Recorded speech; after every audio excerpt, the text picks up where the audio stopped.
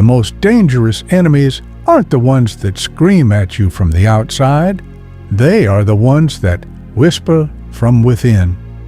We often wait for a massive catastrophe to change our lives, but destruction rarely happens in a single explosion.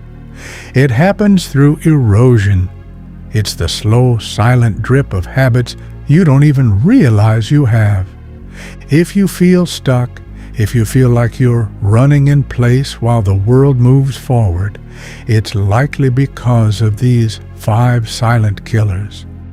The first habit is the morning brain drain. Most people commit a crime against their own potential within 10 seconds of waking up. They reach for their phone.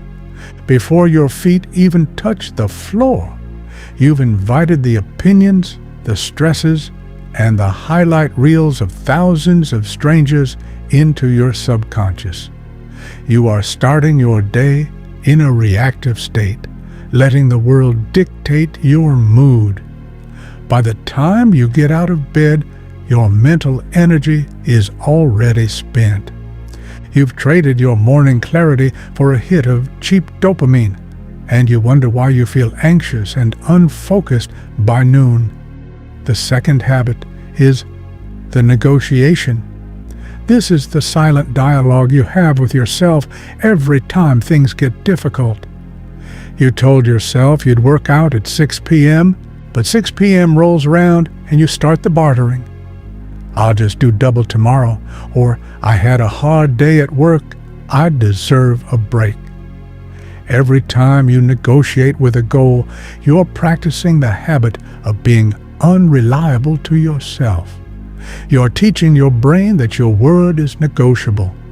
This kills your self-confidence at the root, because deep down, you know you can't trust the person in the mirror. The third habit is procrastination through preparation. We live in an era of infobesity. You watch the videos, you read the books, you buy the planners, and you tell yourself you're getting ready. But preparation without execution is just a sophisticated way of hiding from the fear of failure. You don't need another tutorial. You need another hour of work. The silent habit of over-learning is a trap that makes you feel productive while your goals remain exactly where they were a year ago. Perfectionism is just a suit of armor you wear because you're afraid to be seen as a beginner. The fourth habit is the comfort trap. You've optimized your life to avoid discomfort. You order the food that's easiest. You watch the shows that require no thought. And you stay in the social circles that never challenge your perspective. But growth and comfort cannot coexist. If you aren't doing things that make your heart race or your hands sweat, you are effectively dying. The silence of a comfortable life is actually the sound of your potential suffocating. Discipline is the only way out, but discipline requires you to intentionally seek the things that hurt. The fifth and most lethal habit is the comparison loop. You are comparing your behind-the-scenes footage to everyone else's best of reel. This silent habit turns your own progress into a source of misery. You stop celebrating your wins because someone else's win looks bigger. This isn't just about social media. It's about the internal yardstick you use to measure your worth. When you focus on someone else's lane, you inevitably crash in your own. So, how do you stop the rot? You don't need a miracle.